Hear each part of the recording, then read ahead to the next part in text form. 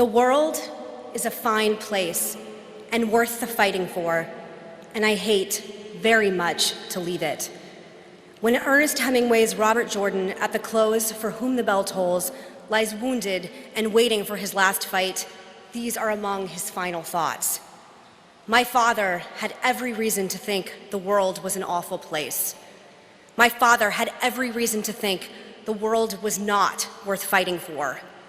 My father had every reason to think the world was worth leaving. He did not think any of those things. Like the hero of his favorite book, John McCain took the opposite view. You had to have a lot of luck to have had such a good life. I am here before you today saying the words I have never wanted to say, giving the speech I have never wanted to give, feeling the loss I have never wanted to feel. My father is gone. John Sidney McCain III was many things. He was a sailor. He was an aviator. He was a husband. He was a warrior. He was a prisoner. He was a hero. He was a congressman. He was a senator. He was a nominee for President of the United States. These are all the titles and the roles of a life that has been well lived. They are not the greatest of his titles, nor the most important of his roles. He was a great man. We gather here to mourn the passing of American greatness, the real thing, not cheap rhetoric from men who will never come near the sacrifice he gave so willingly, nor the opportunistic appropriation of those who live lives of comfort and privilege while he suffered and served. He was a great fire who burned bright. In the past few days, my family and I have heard from so many of those Americans who stood in the warmth and light of his fire and found it illuminated what is best about them. We are grateful to them because they are grateful to him. A few have resented that fire for that light it cast upon them, for the truth it revealed about their character. But my father never cared what they thought, and even that small number still have the opportunity, as long as they draw breath, to live up to the example of John McCain. My father was a great man. He was a great warrior. He was a great American. I admired him for all of these things, but I love him because he was a great father. My father knew what it was like to grow up in the shadow of greatness. He did just as his father had done before him. He was the son of a great admiral who was also the son of a great admiral. And when it came time for the third John Sidney McCain to become a man, he had no choice but in his own eyes to walk in those exact same paths. He had to become a sailor. He had to go to war. He had to have his shot at becoming a great admiral, as they also had done. The paths of his father and grandfather led my father directly to the harrowing hell of the Hanoi Hilton. This is the public legend that is John McCain. This is where all the biographies, the campaign literature, and public remembrances say he showed his character, his patriotism, his faith, and his endurance in the worst of possible circumstances. This is where we learned who John McCain truly was. And all of that is very true, except for the last part. Today I want to share with you where I found out who John McCain truly was. It wasn't in the Hanoi Hilton. It wasn't in the cockpit of a fast and lethal fighter jet. It wasn't on the high seas or on the campaign trail. John McCain was in all of those places, but the best of him was somewhere else. The best of John McCain, the greatest of his titles, and the most important of his roles was as a father. Imagine the warrior, the knight of the skies, gently carrying his little girl to bed. Imagine the dashing aviator who took his aircraft hurtling off pitching decks in the South China Seas, kissing the hurt when I fell and skinned my knee. Imagine the distinguished statesman who counseled presidents and the powerful, singing with his little girl in Oak Creek during a rainstorm to Singing in the Rain. Imagine the senator fierce conscience of the nation's best self, taking his 14-year-old daughter out of school because he believed that I would learn more about America at the town halls he held across the country. Imagine the elderly veteran of war and government whose wisdom and courage were sought by the most distinguished men of our time, with his eyes shining with happiness as he gave his blessing for his grown daughter's marriage. You all have to imagine that. I don't have to because I lived it all. I know who he was. I know what defined him. I got to see it every single day of my blessed life. John McCain was not defined by prison, by the Navy, by the Senate, by the Republican Party, or by any single one of the deeds in his absolutely extraordinary life. John McCain was defined by love. Several of you out there in the pews who crossed swords with him, or found yourselves on the receiving end of his famous temper, or were at a cross purposes to him on nearly anything, are right at this moment doing your best to stay stone-faced. Don't. You know full well that if John McCain were in your shoes here today, he'd be using some salty word he learned in the Navy while my mother jabbed him in the arm in embarrassment. He'd look back at her and grumble, and maybe stop talking, but he would keep grinning. She was the only one who could do that.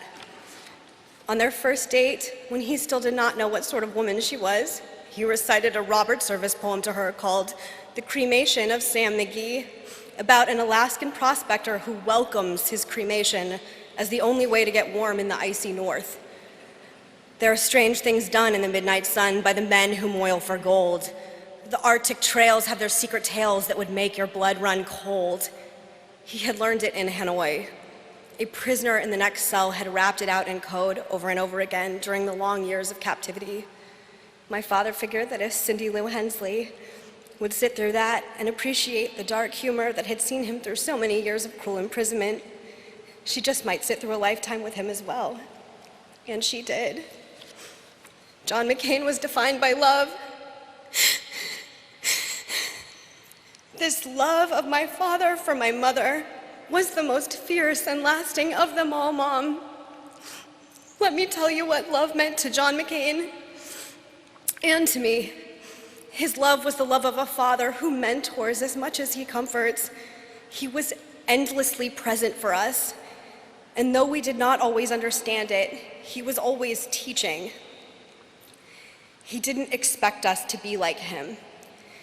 His ambitions for us, unmoored from any worldly achievement, was to be better than him, armed with his wisdom and informed by his experiences, long before we were even old enough to have assembled our own.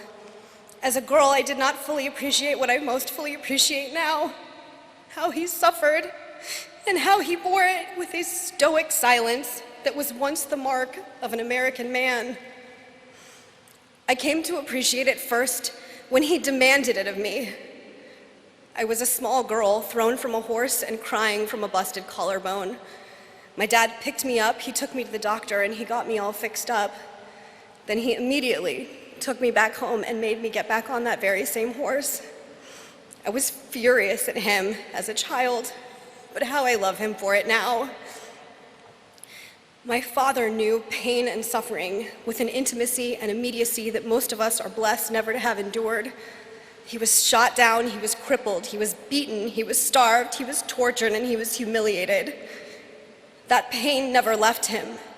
The cruelty of his communist captors ensured that he would never raise his arms above his head for the rest of his life. Yet he survived, yet he endured, yet he triumphed.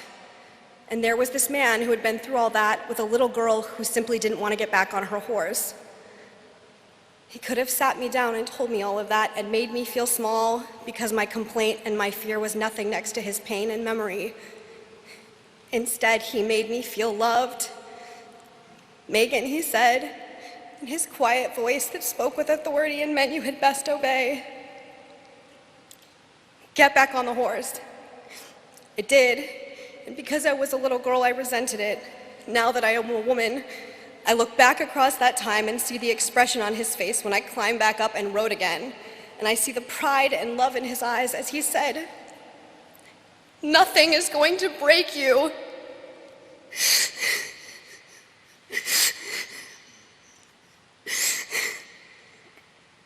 the rest of my life.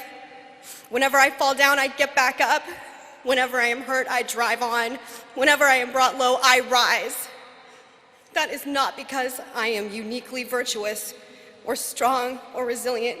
It is simply because my father, John McCain, was. When my father got sick, and I asked him what he wanted me to do with this eulogy, he said, "Show them how tough you are." That is what love meant to John McCain. Love for my father also meant caring for the nation entrusted to him. My father, the true son of his father and grandfather, was born into an enduring sense of the hard-won character of American greatness and was convinced of the need to defend it with ferocity and faith. John McCain was born in a distant and now vanquished outpost of American power, and he understood America as a sacred trust. He understood our republic demands responsibilities even before it defends its rights. He knew navigating the line between good and evil was often difficult, but always simple. He grasped that our purpose and our meaning was rooted in a missionary's responsibility stretching back centuries. Just as the first Americans looked upon a new world full of potential for a grand experiment in freedom and self-government, so their descendants have a responsibility to defend the old world from its worst self. The America of John McCain is the America of the Revolution. Fighters with no stomach for the summer soldier and the sunshine patriot, making the world anew with the bells of liberty. The America of John McCain is the America of Abraham Lincoln, fulfilling the promise of the Declaration of Independence that all men are created equal and suffering greatly to see it through. The America of John McCain is the America of the boys who rushed the colors in every war across 3 centuries, knowing that in them is the life of the Republic, and particularly those, by their daring, as Ronald Reagan said, gave up their chance at being husbands and fathers and grandfathers and gave up their chance to be revered old men. The America of John McCain is, yes, the America of Vietnam, fighting the fight even in the most forlorn cause, even in the most grim circumstances, even in the most distant and hostile corner of the world, standing even defeat for the life and liberty of other peoples in other lands. The America of John McCain is generous and welcoming and bold. She is resourceful and confident and secure. She meets her responsibilities. She speaks quietly because she is strong. America does not boast because she has no need to. The America of John McCain has no need to be made great again because America was always great.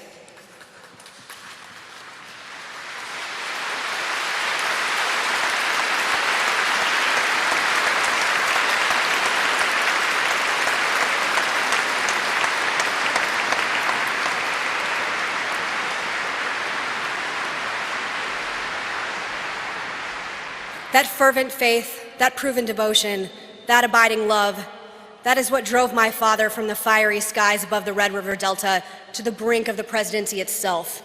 Love defined my father. As a young man, he wondered if he would measure up to his distinguished lineage. I miss him so badly. I want to tell him that he did. But I take small comfort in this. Somewhere in the great beyond, where the warriors go, there are 2 admirals of the United States meeting their much-loved son.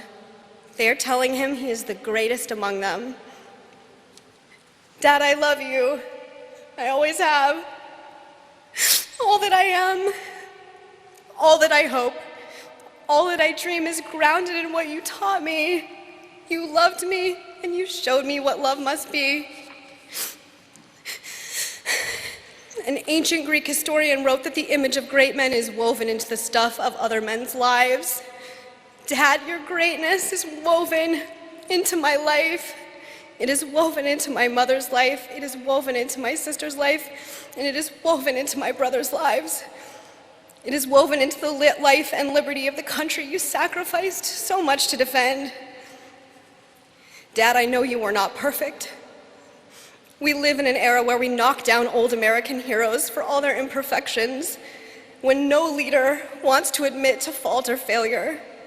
You were an exception, and you gave us an ideal to strive for. Look, I know you can see this gathering here in this cathedral.